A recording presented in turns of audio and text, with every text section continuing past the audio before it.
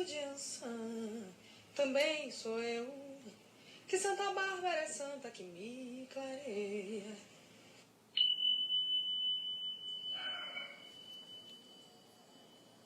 Eu vou arar a terra que sufoca debaixo do asfalto que você derramou. De Ançã sou eu, cegando o aço das armas de quem guerreia. E o vento de Ançã também sou eu, que Santa Bárbara é santa que me clareia.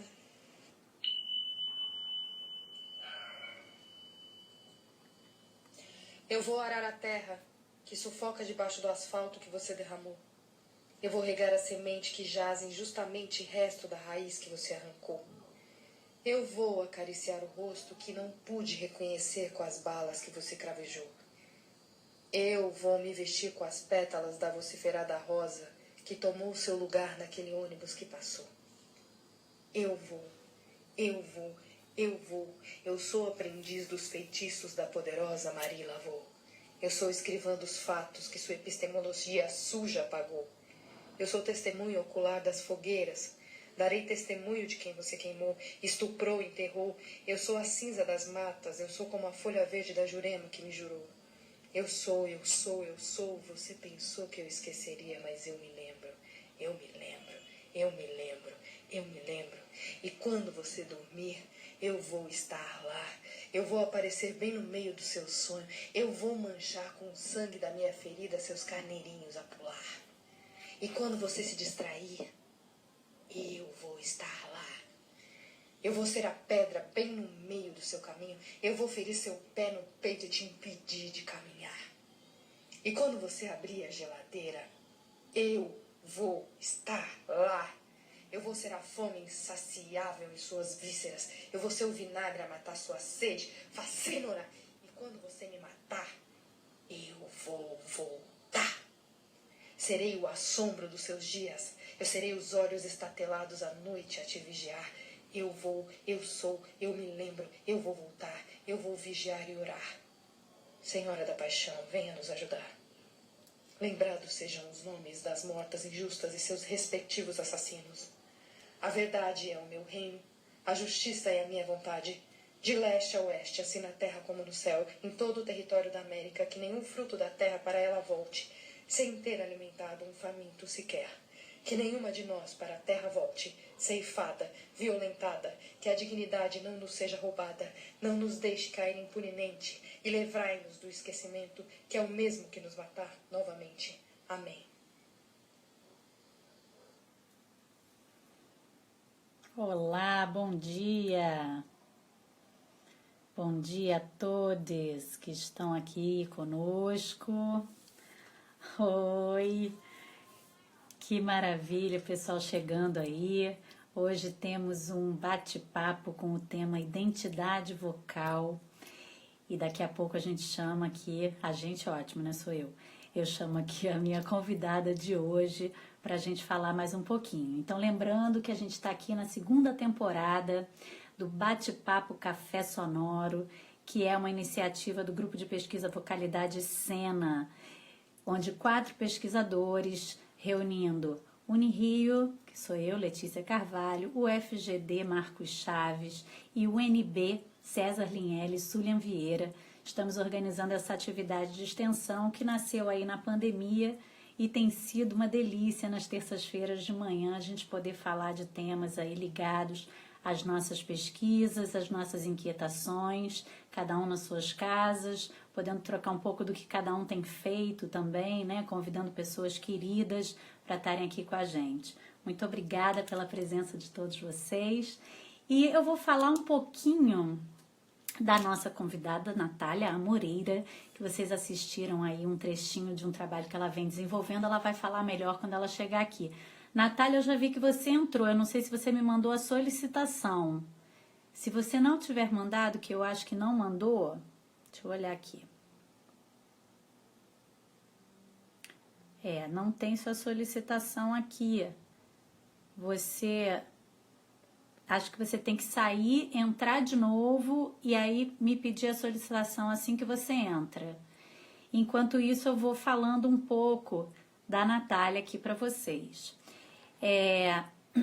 Tem o currículo formal da Natália, né, que é aquele que está lá na descrição do nosso card de divulgação. Eu posso chamar, Marquito? Eu tenho que clicar no nome dela, é isso? Já vou chamar, então. Peraí. E agora? Será que ela saiu?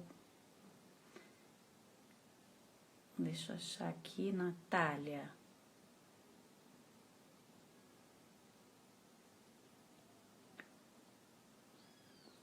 Eu não sei fazer isso, gente. Aqui, solicitou. Eu vou já chamar, porque aí tem o tempo dela aqui, aguardando. E aí, vou contar para vocês que ela me mandou, né, aquele mini currículo formalzinho para a gente colocar na divulgação. Oi, querida. Bom dia! Bom dia, tudo bem? Tudo bem? Como é que vocês estão? Estou explicando aqui para eu apresentar você, que você, né, tinha me mandado aquele currículozinho formal que eu divulguei, né, falando da sua formação, explicando onde você estudou, que você se formou em 2011 no Centro de Formação das Artes do Palco em São Paulo. Você foi finalista do Slam Pequena África, concurso nacional de poesia falada promovido pela FLUP. E eu falando dos seus 2 livros, mas eu não vou ler esse currículo agora. E eu vou ler uma outra apresentação que você depois me enviou e que eu acho que é ela que vai nos acompanhar. Então, eu vou ler a apresentação da Natália, dita em primeira pessoa, ela se apresentando, e ela está aqui dando imagem a esse discurso que eu vou falar. Meus trabalhos nascem do atrito da música com a palavra e do corpo com o livro. Onde querem intelecto, sou terreiro. Onde querem coerência, confusão.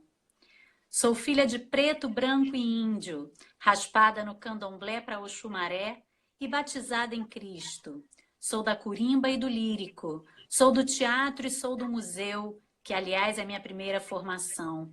Nasci há 28 anos na São Paulo cinza e há 7 me tornei carioca do Vidigal azul. Essa é a Natália, ela é isso tudo na vida e na arte, que, como sabemos, não estão aí separados. E aí hoje, para o nosso tema, identidade vocal, eu agradeço demais a sua presença aqui. Que coisa boa ter você. Muito obrigada por ter topado esse convite, Natália. Seja bem-vinda. Ai, é uma alegria. Deixa eu apresentar para vocês. Essa é a minha escuta. Eu carrego a minha escuta para onde eu vou. E agora que eu estou em casa, estou podendo falar de casa, aí eu trago ela literalmente. A gente tem isso em comum, né? Que a Letícia é orientadora de um grupo de pesquisa chamado Polifonia, cujo logotipo é muito parecido com essa orelha ancestral, né? Que eu tive a chance de participar desse momento inicial e de também trazer algumas dessas imagens, né? Eu estava pensando assim, o momento de fala é sempre primeiro um momento de escuta. Então é um prazer te escutar, e é um prazer, na verdade, a gente estar nesse caminho que todo mundo aqui que está com a gente sabe que é árduo, mas que tem esses encontros que são pontes, né? Eu acho que quando eu encontrei a sua disciplina na Unirio, foi o momento que eu estava pronta para experimentar, né? Então, eu sou muito grata pelo espaço de realmente de laboratório e de autonomia que você cria nas suas aulas e que é graças a ele também e a esses espaços que nós artistas conseguimos a nossa autonomia, né? Frequentando espaços onde esse lugar existe, essa abertura existe, né? A abertura tem que existir, né? Então era isso que eu queria começar dizendo. E agradecer para todo mundo que está com o ouvido aberto nessa manhã, que aqui está chuvosa, não sei como está por aí. Aqui tá bem cinza hoje. Hoje aquela sua vista maravilhosa aí do alto do Vidigal deve estar acinzentada. Acho que Nem tá dando pra gente ver muito, nem não. dá para ver, porque tá branco, né? Tá um dia branco. E, Natália, eu queria, né, para o pessoal que está aqui nos assistindo e meus colegas também de pesquisa, você é muito intrigante, né, nesse lugar da sua pesquisa vocal. Você está falando aí, você falou das aulas que a gente teve o prazer de estar juntas em salas de aula, né? Sala de aula como laboratório, que é como eu entendo, e como você muito bem aceitou e abraçou essa proposta. Foi uma das experiências mais lindas que eu já vivi em sala de aula, você sabe disso. A gente pode falar um pouquinho dela, mas eu gostaria, para a gente entrar aí no nosso tema, né? E aí lá na divulgação tem algumas questões, né? O que é identidade vocal? É algo que a gente busca? É algo que a gente nasce e vai descobrir? Será que isso é inerente a todo indivíduo? E para a gente começar a entrar nessas questões, eu queria que você contasse um pouquinho dessa tua trajetória, porque eu acho que essas são questões que perpassam a tua trajetória, né? Então, para o pessoal que está nos assistindo entender, a Natália, na realidade, ela é estudante da escola de teatro, mas do curso de Estética e Teoria. Ela fez as disciplinas de canto comigo, que sou professora do curso de Atuação Cênica, como optativas, né? Quer dizer, a gente Uhum. se encontrou aí meio não é disciplina obrigatória. Então, assim, na realidade, isso conta um pouco da tua trajetória. Eu queria que você pudesse aqui compartilhar com a gente e aí deixar essas questões sobre a busca dessa identidade aparecerem aí, que eu sei muito bem que elas estão te acompanhando. Né, então. E então, acho que a primeira coisa que eu posso começar falando é que é um caminho justamente assim. É um caminho com muitas. Sempre andando por ruas diferentes e com intersecções. E aí, de repente, eu achei uma força que foi morar na intersecção. Talvez eu não tivesse que necessariamente ter um caminho só. E porque minha vida nunca foi assim. Tudo começou, na verdade, bem lá atrás, com a minha avó, que é evangélica pentecostal, me colocando para cantar na igreja. Então, a primeira vez que eu subi no palco, na verdade, eu estava parando para pensar sobre isso e já foi numa situação ritual. E isso, na verdade, é o que foi acompanhar toda a minha vida, porque da segunda vez em que eu realmente cantei, já foi numa peça de teatro, mas aí foi só depois, quando eu entrei na SP Escola de Teatro, que eu tive uma aula dessas maravilhosas, desses encontros maravilhosos. Foi a primeira aula de voz em cena mesmo que eu tinha. Porque tem uma diferença, né? É legal a gente perceber como que os caminhos da voz acontecem às vezes nas aulas de canto e como acontece nas aulas de teatro, como é a voz no teatro, né? O estudo de voz em cena. E aí essa grande profissional, que foi a Madalena Bernardes, viu essa cena que eu fiz, que era com era um guarda-chuva e uma canção de Tom Jobim. Era uma composição. E ela falou: você tem um caminho por aí. Se eu fosse você, eu procurava cantar. E aí, seguindo essa indicação, eu falei com um colega de turma que me indicou o Coro Luther King, que é um coro escola, sempre foi. O primeiro lugar que eu cheguei sempre foi um lugar de compartilhamento de conhecimento. Ele falou assim: ó, quanto mais você der, mais eles vão te tirar. Aí eu olhei assim e falei: é lá que eu vou. E a conclusão foi que eu cheguei. Vocês estão me ouvindo? Porque o carro da fruta está passando aqui. Estão Sim, ouvindo o carro da fruta também. bem de longe, Ah, não tem então tá bom. problema. Tá de fundo Relaciona. sonora. E aí, a questão é que quando eu cheguei no Luther King, me deram uma partitura na mão do Azulão, do Jaime Vale, me botaram numa cadeira e eu cantei. Ah, mas isso foi uma cachaça para mim. Porque dali eu nunca mais saí, eu passei 3 anos assim, com partitura na mão e cantando junto com aquela galera que canta, né? É um coro que em sua grande maioria é amador, tem muitos profissionais. Eu quero dizer assim, que o termo amador no Luther King nunca foi pejorativo. É um amador no sentido de não de diminuir o peso de quem, de repente, não pode estudar 3, 4 horas da semana porque é médico, mas canta. no Luther King tem pessoas de todas as carreiras, né? Conheci pessoas que estavam unidas pelo que a música era capaz, ou era não, nunca vou falar no passado, é capaz de unir e de separar também, porque a gente falava sobre causas, às vezes assim, estava pensando que o primeiro concerto que eu fiz do Luther King era um concerto contra a homofobia. Eu já cheguei num lugar de música erudita, por assim dizer, porque era um lugar, na verdade, de estudo de música e através das humanidades. Então, quando a gente fazia essas viagens de estudo de canto, a gente também fazia passeios com o nosso maestro pela cidade para ver a história da cidade. A gente tinha um estudo sobre. A gente vai estudar uma peça, então, em que ano que essa peça foi escrita, em que contexto que essa peça foi escrita, e por que a gente está cantando ela nesse concerto.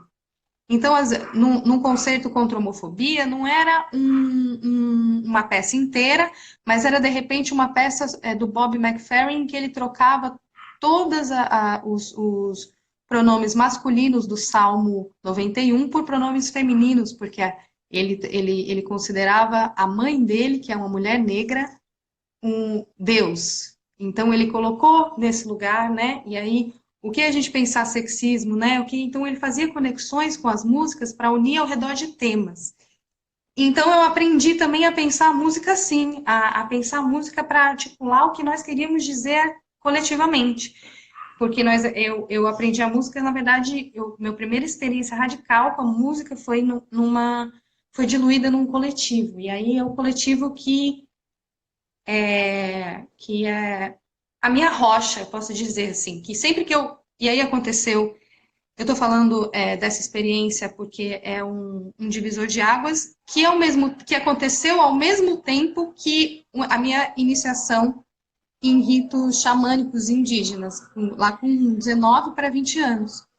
Então eu tinha essa experiência que também era ritual. Todo domingo eu estava 5, 6 horas ao lado dos cantores do Luther King, na frente da batuta do Lutero. Eu via mais, é verdade, eu via mais as pessoas do coro que a minha família.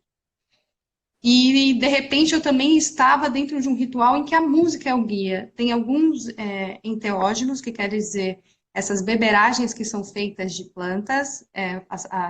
A sabedoria das plantas tem todo tipo de cura, e um deles é fazer a gente acessar outros estágios de consciência. Você não é nada parecido com nenhuma...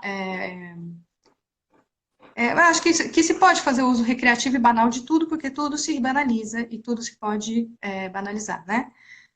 Mas na vertente em que eu acredito é de uma conexão profunda com a natureza e com você mesmo. E o corrimão para levar esse tipo de ritual é a música. Você nunca vai ver uma gíria de candomblé ou de qualquer religião. Eu falo, na verdade, eu não falo religião, porque religião é um termo ocidental e branco, né? Na verdade, são tradições, são os modos de viver afro-indígenas trazem um tipo de ritualidade necessariamente ligada à música, muitos, né? É uma característica que se repete muito. Então, a gente sempre tem a característica da invocação pela pulsação, e aí, por isso que tem tantos rituais de autopercussão, né? E por isso que tem tambor, que é tocar em outra pele, o tambor também tem uma pele. Então, você entende na verdade, os instrumentos como extensão de você. E ser cantor, para mim, é levar isso ou cantora é radical, porque você é mesmo o seu próprio instrumento. Então, você tem essa grande beleza e essa grande responsabilidade também de fazer um som passar. Na verdade, é um ar que passa por você, e aí você tem que conhecer o seu corpo o suficiente para articular isso e tornar algo comunicável. E, de preferência, como o Martinho Lutero me ensinou no Luther King, é que seja algo comunicável a serviço de quê? Se pergunte sempre, né? Eu acho que muitas vezes eu parei em estudos musicais ao longo da minha trajetória, eu tive várias travas também, porque eu acho que a música, por ter um tipo de técnica muito específico, muito próximo da lógica matemática, da lógica física, que também é maravilhoso, que também é filosófico, mas por um outro viés, acaba caindo num lugar que pode ser um pouco de reprodução, apenas de reprodução, sem necessariamente Acho que todas as artes podem cair nisso, mas eu acho que por ter uma técnica muito próxima da lógica matemática, você pode simplesmente fazer uma linda matemática, cumprir a sua equação. Às vezes uma peça, uma área de ópera é uma equação. Aí você cumpre aquela equação, mas aí, no fundo, você consegue sentir quando a pessoa realmente não está dizendo aquilo, ou para que ela está dizendo aquilo. Quando eu saí do Luther King, eu não, quer dizer, eu não saí do Luther King, eu sou do Luther King, mas eu saí de São Paulo, e aquela rotina minha de cantar atleticamente acabou, porque eu terminei a escola de teatro em São Paulo e vim para a Unirio. E por que para o curso de Estética e Teoria do Teatro? Muita gente me pergunta, né? Porque eu sou escritora, sim.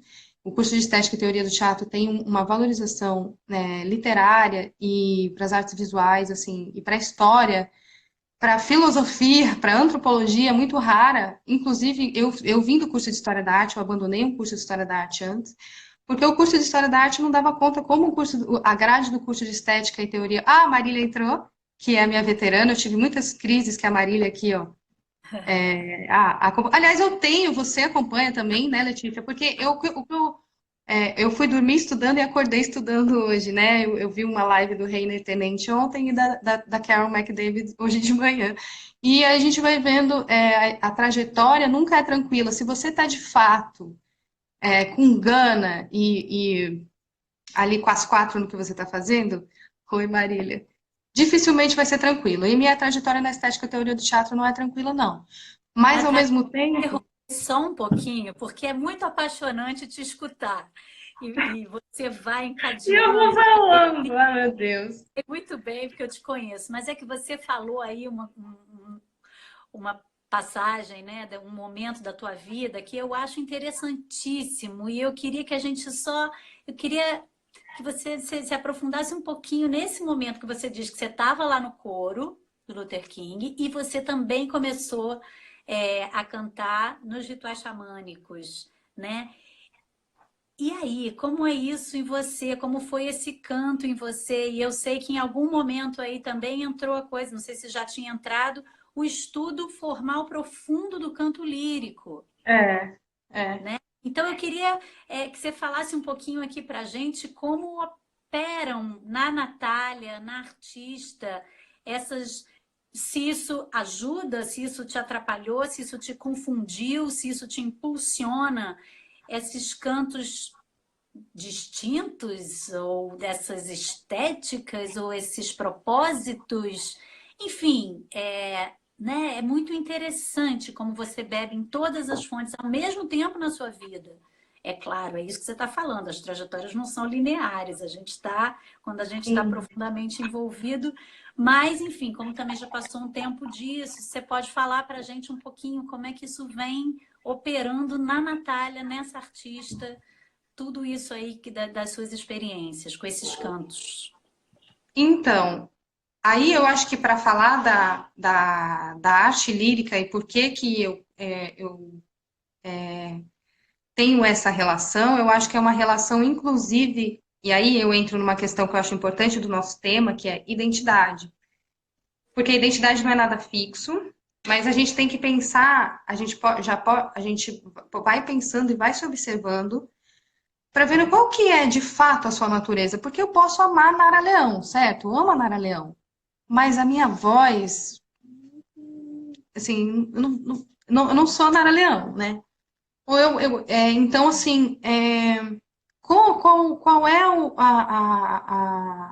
a técnica? Porque pode ser uma técnica, né? Pode ser um teta healing, pode ser uma cura mesmo, pode ser uma religião, pode ser uma meditação.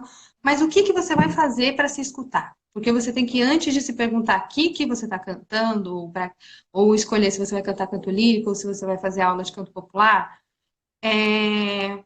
por que você canta? Ou por que você parou de cantar? Às vezes, né, a gente fazia essa pergunta nos laboratórios, e isso acaba dizendo para a gente muita coisa. Como eu tenho no caminho espiritual, eu acabei descobrindo o seguinte: eu tenho uma ligação muito forte com o reino das águas, né? Com a energia desse lugar, né? Quando a gente pega a concha, eu estou, na verdade, trazendo um símbolo que é ancestral, porque isso é um fóssil, né, de um animal.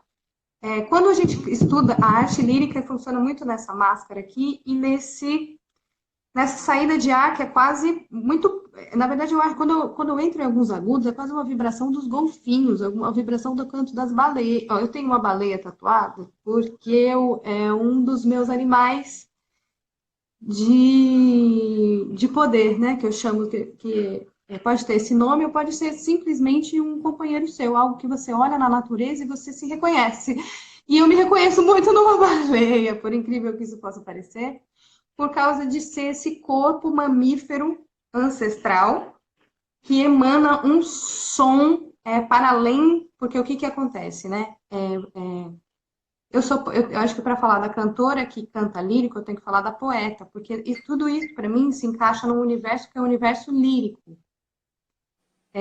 Então, no universo lírico, ai meu Deus, Ai, meu Deus. despencou aqui, Voltou. despencou o tripé, voltei. Então, no universo lírico, tem essa linguagem das baleias, essa linguagem que às vezes Por que às vezes o canto lírico é tão difícil? Às vezes você fala, nossa, mas é tão artificial. Não é natural. Ele é sobrenatural, às vezes. Ele alcança coisas que a gente. Vibrações como um enteógeno, por exemplo.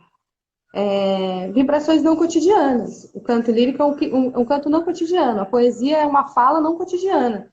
Tanto que se você encontrar eu falando algum poema, se você me encontrar no mercado e eu começar a falar um poema, você vai falar, Natália, oi? Tipo, vai achar que eu tô maluca, ou que eu tomei alguma coisa. Não é uma linguagem comum. Por isso que o canto lírico não tá em qualquer esquina, não porque ele é melhor que os outros, mas é porque ele pertence a uma categoria de uma linguagem um pouco, eu arrisco dizer, para mim, é uma sensação um pouco até etérea, que é de uma comunicação, às vezes, sensorial, muito mais do que cognitiva. Agora eu estou estudando profundamente isso, porque na verdade, faz só desde 2017 que eu comecei a estudar repertório solista. Aliás, quero falar, tem uma coisa muito similar do processo espiritual e do processo musical, que você pode fazer parte de uma escola. Por isso que a escola de canto da Unirio tem duas professoras. Porque, na verdade, elas são mestras. Você, quando tem um mestre de canto, você segue esse mestre. Como você tem um pai de santo, uma mãe de santo, alguém... É só um nome para um mestre que vai te ensinar por algum tempo da vida aquelas coisas que você tem que aprender. E é bom que você não fique com... Porque é como uma relação de mentoria, que você tem aquela descoberta com aquela pessoa, né? Então, eu tenho essa pessoa, que é a Luciana Costa e Silva, que é uma grande meso. É uma grande cantora e uma pessoa muito humana, do Estúdio Artemis, que fica em Copacabana. Eu recomendo para todo mundo. O Estúdio Artemis é um lugar de estudo e pesquisa do Quarteto Artemis, que é um quarteto de 3 cantoras e uma pianista que desenvolvem o seu repertório. Enfim, e aí dentro quando eu comecei a estudar esse repertório de solista, foi muito diferente para mim. Porque eu estava acostumada com o repertório de coro, eu estava acostumada a ouvir junto e a ser uma voz una dentro de um coletivo. Que é a mesma coisa no teatro, né? No teatro, mesmo que você esteja sozinha, em cena, você está numa voz por um coletivo. E não que na ópera não esteja, mas você tem um lugar, ou quando eu falo ópera, porque são os repertórios que eu estou cantando agora, pode não ser, pode ser área antiga, pode ser música sacra, pode ser várias coisas. Música contemporânea tem outros temas também, mas para a gente não achar que canto lírico é só ópera. Já começa por aí. Ou que lírico é só essa arte. Mas lírico, na verdade, quando a gente está falando da poesia, a gente está falando de um eu lírico. Então, quando eu comecei a achar o canto lírico muito distante de mim, eu falei, peraí, o que é distante de mim é essa forma europeia, vezes esses autores, esses temas, como também quando a gente chega na faculdade de teatro, fala tcheco, parece que só tem russo na história do teatro, né? Porque você não tem nenhum brasileiro. Quando você vai começar a estudar teatro, é só Meyerhold, é só Tchekhov, é só Stanislavski, esses nomes que são de uma grafia totalmente diferente, a gente fala com naturalidade. Por quê? Porque eu estou ouvindo esses nomes há 15 anos, né? A mesma coisa com Mozart, a mesma coisa com Wagner, a mesma coisa com Verdi, Vivaldi, todas as coisas que a gente ouve, mas não é só isso. Isso é uma parte importante, e eu acho que tem uma parte muito elitista, como o teatro também tem, mas eu acho que não um privilégio do canto lírico criar uma forma que enrijece as pessoas, porque eu acho que essa forma pode ser qualquer coisa, pode ser uma religião, pode ser qualquer coisa, assim. A gente tem que É, praticar a nossa liberdade, né? você já está aí respondendo a questão do Marcos Chaves, né? Perguntando como é que você observa as questões que Uhum. perpassam o canto lírico e problemáticas elitistas.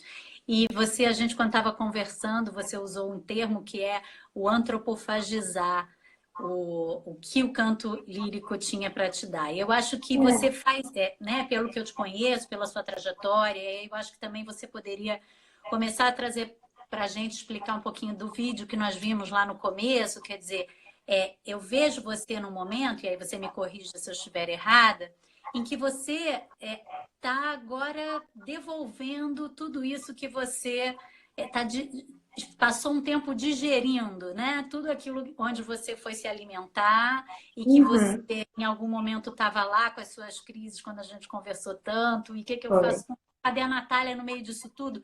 Que é, na verdade, a gente está falando, né? E aí você está agora canalizando e devolvendo. É isso? Como é que você vem lidando com tudo isso que você estudou e viveu, essas suas experiências todas? Então, e aí que eu ia falar, ai, Jane, obrigada. Olha, a professora Jane, como a Letícia, como o Domingos Sávio, foram fundamentais nesse meu caminho da voz em cena, porque que eu para responder sua pergunta, eu quero voltar um pouco para o curso de Estética e Teoria do Teatro, que realmente hoje é um xodó, porque foi lá que eu consegui, que eu sempre fui com essa intenção, mas eu tive muitas crises, porque eu sempre fui muito da prática, mas ao mesmo tempo sou da teoria, no sentido de que eu estou sempre pensando a minha prática. Para mim é impossível. Para mim, como eu te disse, eu travei muitas vezes com a música porque chegava em escolas ou espaços de estudo em que se fazia muito bem, e aí eu me animava, mas aí não durava muito tempo porque eu queria saber por que a gente chama de dó uma nota. Por que, por que é assim? Porque né, as pessoas da teoria elas são assim, elas se perguntam o tempo todo porque é o que é, não pode parecer natural, nada. Então a gente é uma galera um pouco chata, a gente se torna um pouco um problematizador, a gente é famoso por isso, mas ao mesmo tempo, eu estou falando do meu curso, mas pode ser qualquer. A Marília está aqui de novo, são muitas crises, mas eu acho que pode ser qualquer espaço em que você tenha a sua autonomia, como a sua aula deu, de você criar a sua linha de pesquisa, porque você pode ir para um coro no King, você pode ir para um municipal, você pode ir para uma Unirio, e simplesmente só pegar o que te dão como se e esperar que a universidade faça a sua formação. E, na verdade, o que o curso de Estética e Teoria dá para a gente você desenha a sua pesquisa, você tem essa escola de teatro aqui, essas são as suas disciplinas obrigatórias para você entender do que mais ou menos o que você está fazendo, para você não se dar como uma tábua rasa, entendeu? Tipo assim, olha, inventei a roda. Porque tem é importante também, aí tem esse lugar que é um pouco do candomblé também, toda hora eu faço essa relação, tá entendendo? Porque no candomblé você não chega assim, tipo, vou fazer o santo de alguém ali. São 21 anos de iniciação. Você passa um tempão de cabeça baixa, olhando para os seus mais velhos, e você só você só aprende o que você tem condições de executar, porque você não tem necessidade de acumular conhecimento numa cultura assim. Para que você vai acumular conhecimento? Para que, como nós ocidentais, a gente vai ter um monte de livro que você nunca leu? Né? É meio que isso, entendeu? Para que você. É uma coisa assim, não que o conhecimento tenha que ser necessariamente utilitário, porque às vezes assim, estou falando também de um lugar que é assim, de você, de fato, consegue manifestar aproximar o pensamento da ação, né? E eu acho que o curso de Estética e Teoria do Teatro mostra muitas possibilidades de ser, e era isso que eu estava precisando. Porque eu no teatro sempre fui a pessoa da música, na música sempre fui a pessoa da literatura, na literatura sempre era a pessoa do terreiro, aí no terreiro sou a pessoa da ópera, e aí eu não sou de lugar nenhum, porque eu sou minha, este caminho é meu. Ou de Porque todos, né?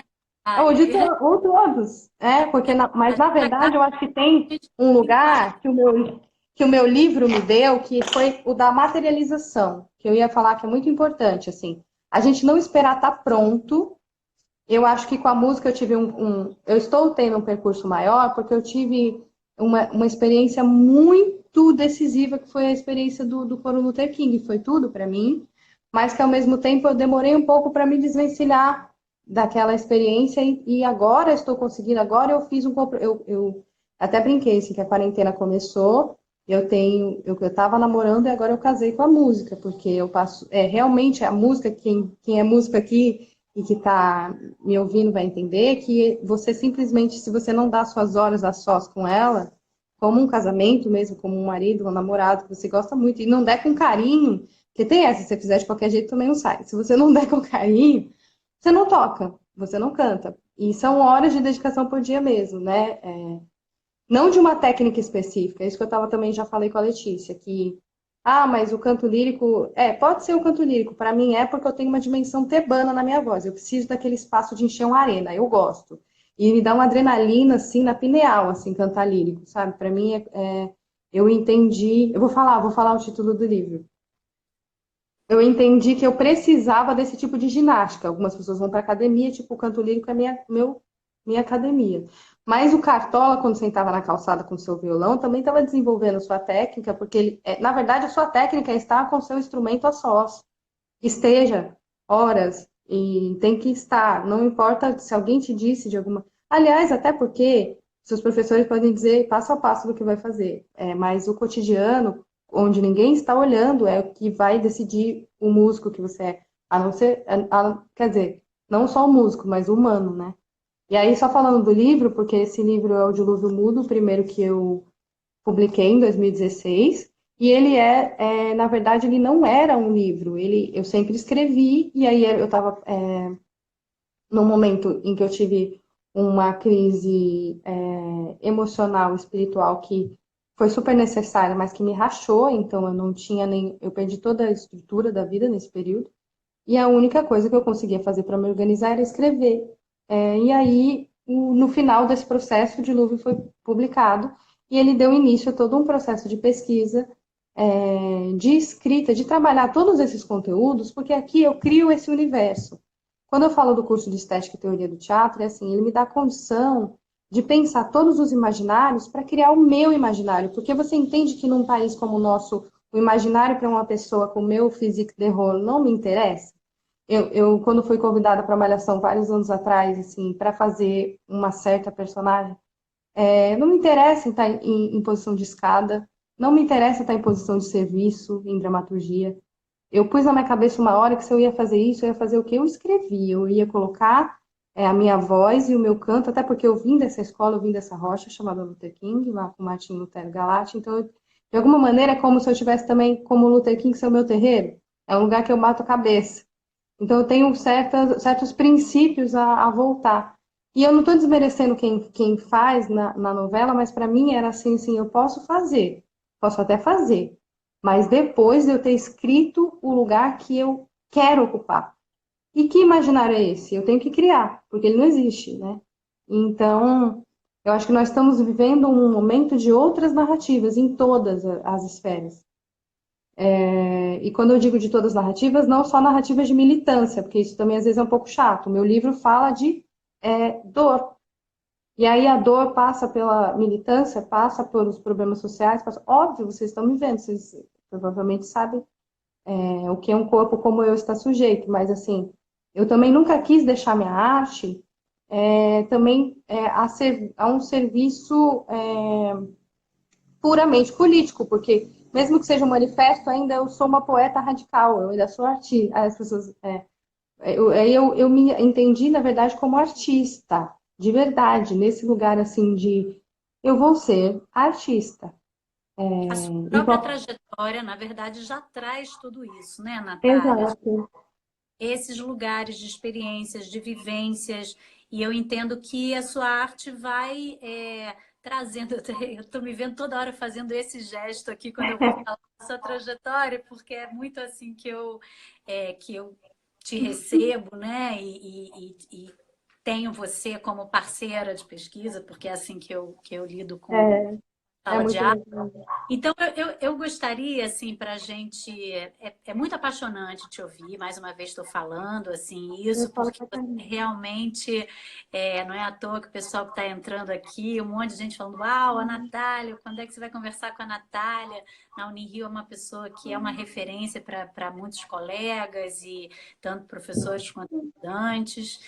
E eu gostaria de te pedir que falasse um pouco da experiência que nós vivemos na nossa sala de aula, né? Naquele ano, véspera de eleições, Pô. né? E aí a proposta, se você quiser, eu falo um pouco o que que era a proposta do trabalho, que era cada pessoa podia propor, ou pessoa ou grupo, propor uma pequena encenação onde houvesse canto, podendo ter texto ou não, podendo trazer os elementos que quisesse, né? Para a gente discutir, para a gente conhecer um pouco mais das aspirações artísticas, dos caminhos de pesquisa de cada um. Natália, então, quis fazer sozinha, me pediu se poderia fazer sozinha. Era uma turma bem grande até, né? Então era um pouco difícil se todo mundo quisesse fazer sozinho, mas ela foi muito firme. Ela falou: Você me deixa fazer sozinho, eu quero muito propor um experimento aqui. E foi muito interessante, principalmente porque trouxe tudo que você está aí contando para a gente, apareceu ali Uhum. naquele experimento, né? O Wesley Inclusive, Cabral, era essa mesma concha que estava lá. acho que o Wesley estava também, ele O está aqui. Wesley estava, Cleverson Estava. estava.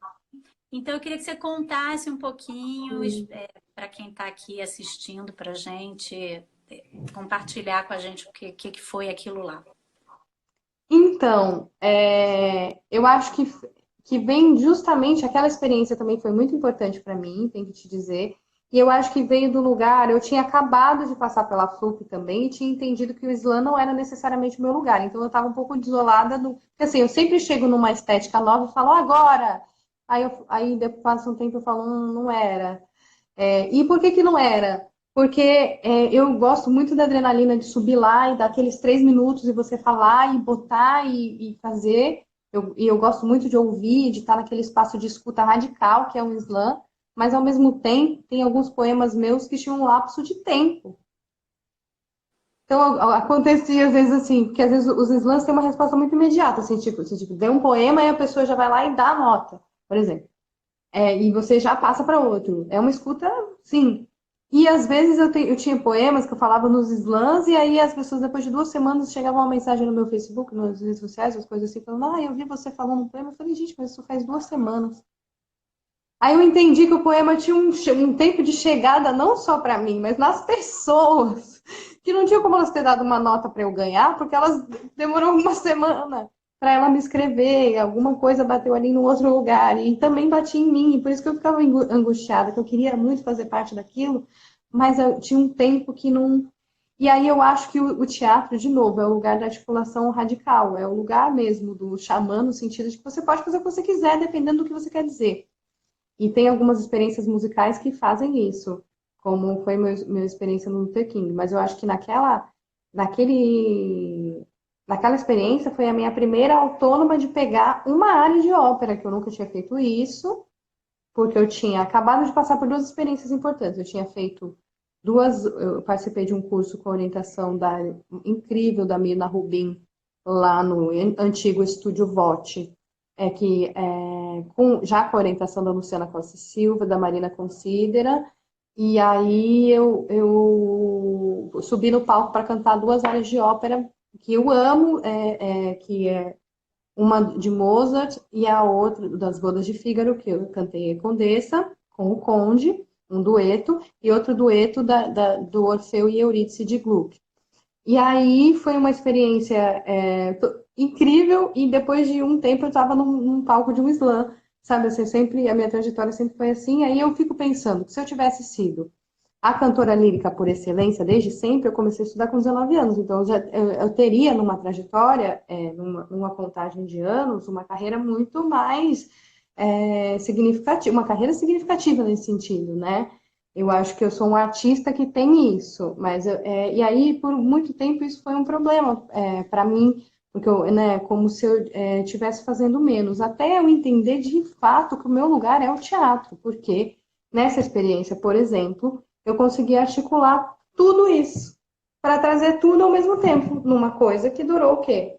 Foi meia hora ou 40 minutos, eu não lembro. Acho que nem foi isso tudo, mas vamos contar Nem para o foi pessoal. isso tudo. Aí Então eu podia.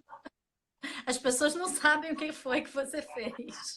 Então, eu peguei, é verdade. Eu peguei uma área de ópera que foi uma área. Eu, na verdade, eu chamo de Cleópatra porque eu quero subverter já daí, porque a peça inteira chama o Giulio Cesare no Egito, no Handel. E aí eu estava estudando essa música e eu estava já nesse processo de me apropriar daquilo. Eu sabia o que a Cleópatra estava dizendo, que ela estava se lamentando naquela área, tem um recitativo e depois tem uma parte linda, eterna, e depois ela vira num desespero e depois ela volta. Ela tem esses momentos. Uma área é como um texto de teatro, como um solilóquio. É um grande solilóquio cantado, aquilo. E aquilo sempre me fascinou e sempre me fascinou o fato de eu fazer Cleópatra. Era finalmente eu tinha chegado numa personagem. Eu acho que das óperas, as minhas preferidas são as que têm temas mitológicos e das tragédias, enfim, a Ida, a Doro, e o Carmen, que tem uma carga dramática muito grande, né?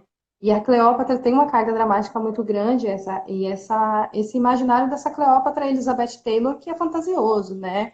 O Egito fica no meio da África, a despeito das pessoas dizerem que não, e tem do imaginário ter sido construído propositalmente para acabar com isso.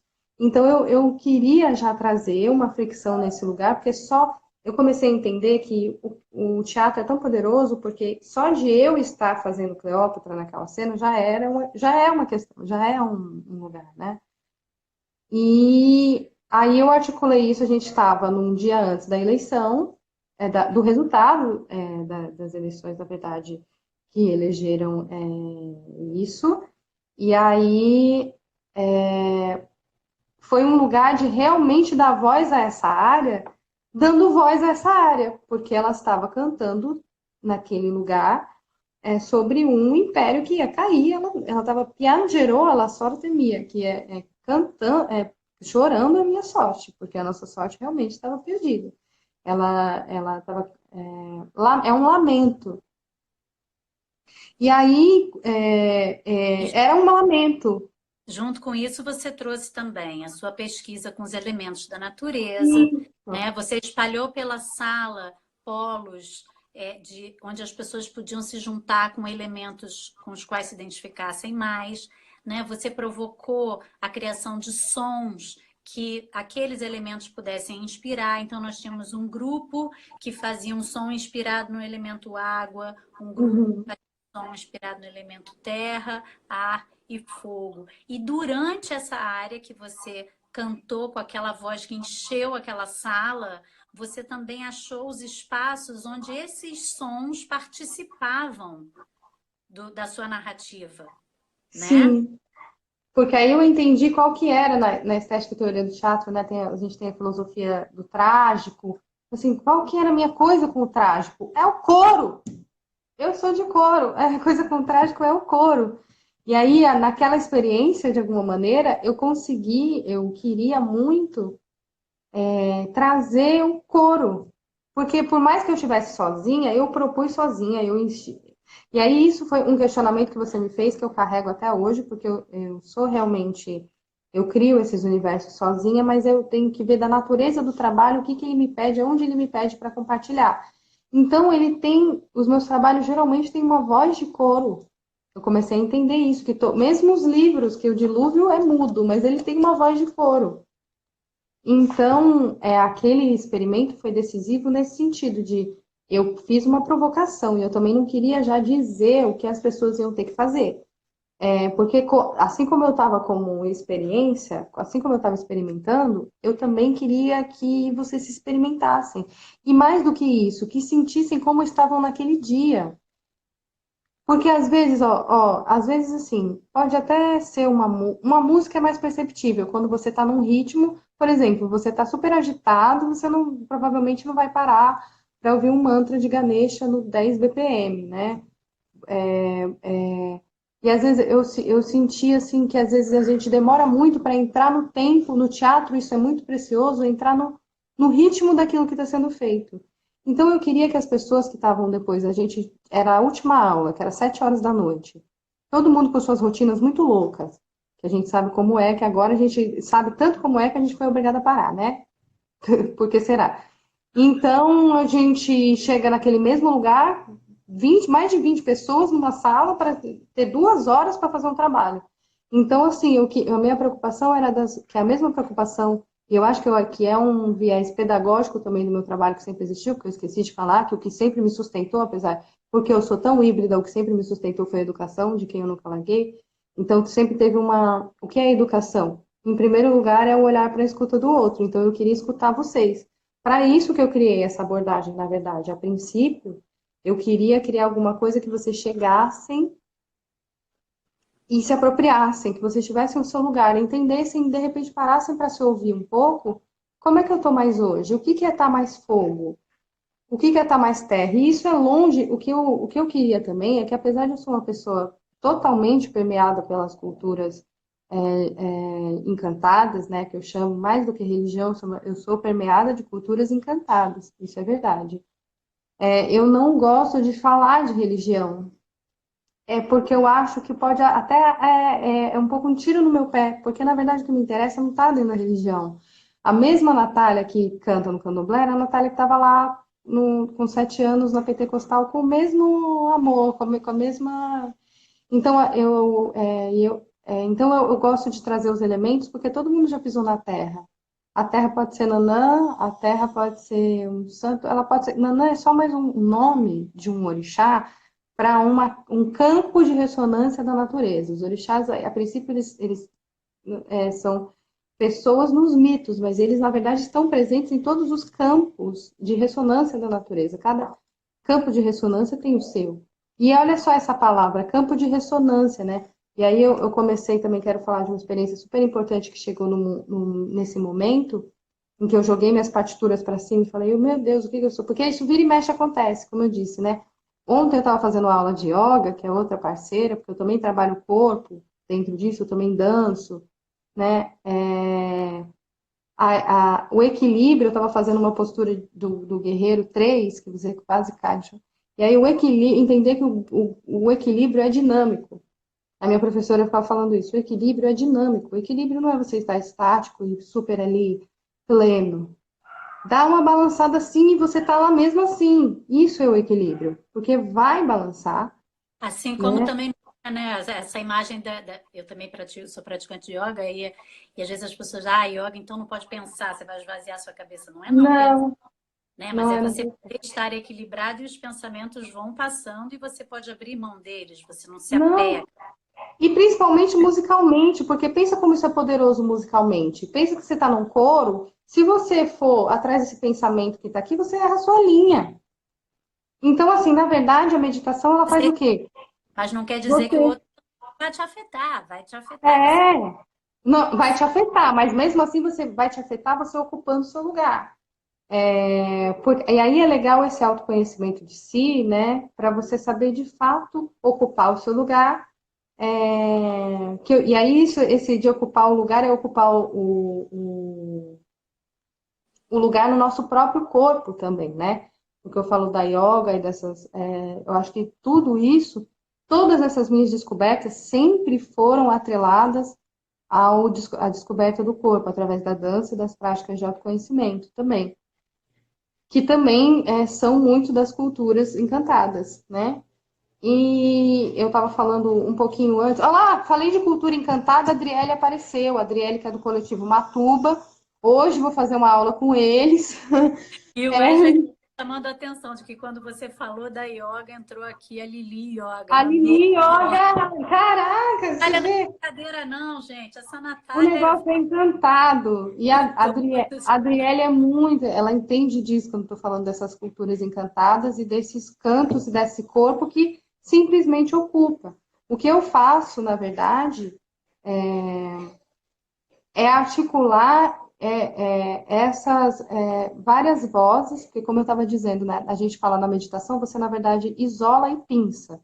Eu posso tocar tambor, eu toco mesmo percussão, agora eu tenho que começar o piano complementar para poder seguir com. Estava adiando isso, mas eu tenho que, para poder avançar com a. Até para poder dar aula de canto futuramente. Então, assim, saber que eu faço tudo isso, mas quando eu estou tocando tambor, eu estou tocando tambor. você tem que isolar e pensar, né? Quando a gente fala assim dessa coisa da yoga, da meditação, que é não pensar em nada, não é não pensar em nada. É você, nesse momento, eu estou pensando nisso. Daqui a pouco eu vou pensar nisso. Tudo isso faz parte de um. E aí eu boto os livros, me ajudam a organizar todo esse grande cosmos. Mas, na verdade, quando eu tô. Eu vou te Olha, interromper um pouquinho, porque a gente está caminhando para os nossos minutinhos finais. não acredito. Pois é, voa. E te escutar é muito gostoso. A gente lidou com o nosso tema, né, de identidade vocal aí, que a tua trajetória é um questionamento sobre identidade vocal o tempo todo, um questionamento que não precisa ser racional, né? Exatamente cartesiano, o que é, onde está a minha identidade, mas você se colocando na dança dessa identidade o tempo todo, né? Quer dizer, existe uma Natália que passou por todas essas experiências e, ao mesmo tempo, não é negar nada. Eu acho isso muito bonito, te falei isso outro dia, né? Então, como é que o canto lírico sim, existe uma questão sua com aquele repertório, você se questionou, você entrou em crise com o repertório, mas espera aí, tem algo aqui que me dá um prazer incrível, então eu vou mergulhar fundo e articular com o que é também da Natália, né? Então, existe um rigor e um respeito em tudo que você faz, pelo Ai, que eu obrigada. Bom saber. pela tua escrita, pela tua a tua dedicação e te ouvindo falar agora, né? Então, quer dizer, eu vou só para tentar dar uma amarrada aqui um pouquinho, sem precisar Ai, amarrar eu muito adorei. também, mas é como é o rigor em todas as suas vivências, como você falou, o respeito a tudo aquilo que você experimenta trouxe essa identidade artística que é sua, que não é dada também, que está aí ainda em movimento, né? Que está aí ainda se questionando, ainda tanto por buscar, e eu acho que isso também é da natureza do artista. Então, eu queria te agradecer muito por compartilhar um pouco. A gente poderia ficar aqui muito tempo te ouvindo, porque é muito apaixonante todas as suas experiências, você compartilhando, te ouvir falar, o jeito que você fala também traz tudo isso, né? Então, enquanto você faz aí rapidinho umas considerações finais, eu vou arrumando aqui para chamar os slides da próxima semana e a gente puxar um encerramento, como a gente tinha falado, tá? Estou aqui olhando para o Tá computador, bom, escutando. Vai tá achando aí o bom. que é. Eu só queria dizer assim, esse lugar da manifestação, ele não pode esperar a gente achar que está perfeito, que está bom. Eu acho que eu caí por muitas vezes, eu acho que quando a gente vê uma voz, ou a gente idealiza, por exemplo, sei lá, gente, a minha grande, assim, né, eu quero ser quem? Quero ser a Mercedes Sosa, né? A gente olha assim, olha aqueles grandes, é tão grande, mas às vezes olhar para para sua aldeia, para você, o seu tamanho, o que ele é e o que ele pode ser. E aí a gente não ter preconceito realmente, porque isso eu estou falando de verdade. Eu sou uma ouvinte de Racionais e uma ouvinte de Handel com a mesma.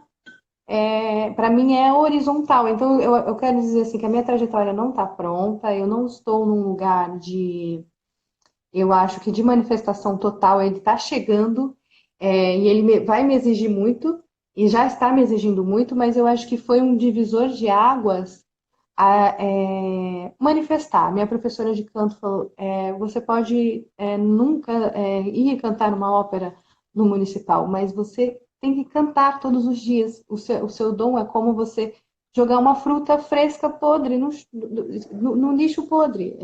A gente não pode. A gente tem uma voz, a gente tem um corpo. Então, entender isso como uma potência em si, né? Entender que se a gente tem esse instrumento e que a gente, na verdade, estar a sós, eu tenho pensado muito nessa imagem de estar a sós com ele, porque é uma relação de intimidade que a gente vai tendo que criar. É só esse caminho que eu tenho conseguido encontrar. E as parcerias, né? Maravilhosa, ainda Muito bem. obrigada. Eu vou virar minha câmera aqui para a gente ver o que que a gente tem na semana que vem no nosso E queria dizer que bate-papo. isso tem sido fundamental, escutar todos os bate-papos e ir atrás de pessoas com trajetórias diferentes é o que há. simplesmente ver que o nosso umbigo é o nosso, mas existem muitos outros, e Isso realmente aí. ter uma escuta. Aí, semana que vem, temos César Linelli com Tiago Mundim falando de tecnologias e treinamento vocal. O Instagram vai derrubar nossa live já já, então eu me despeço em 2 segundos.